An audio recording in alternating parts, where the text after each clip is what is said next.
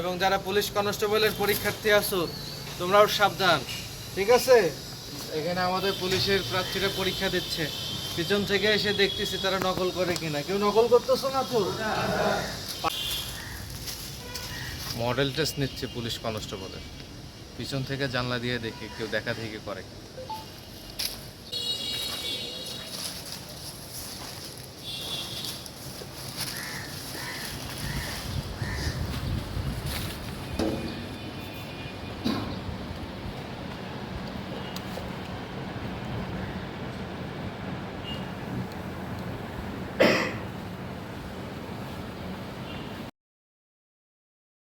তাড়াতাড়ি লেখো।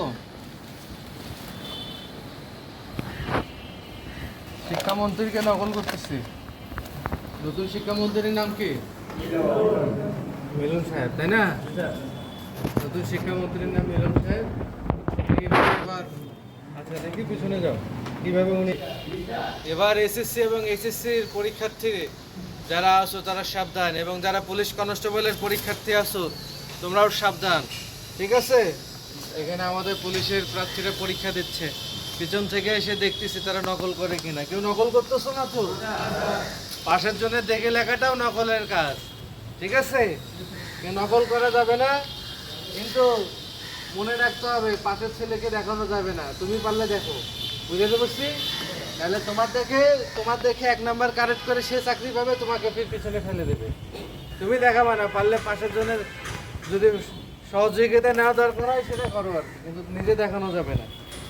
তো দেখা দেখির কোনো অপশন নাই। ভালো করে পরীক্ষা টিকতে চাইলে পড়ালেখা করতে হবে পুলিশে, কারণ পুলিশে এবার হিউজ কম্পিটিশন হবে। প্রায় 1,26,000 আবেদন করেছে পরীক্ষা দিতে, তো আল্লাহর রহমতে অনেকেই যাবে। রিটেন পরীক্ষাটা অনেক কম্পিটিশন থাকবে। সো ভালো করে পড়ো, প্রিপারেশন নাও, নিয়ে স্বপ্ন পূরণ করো।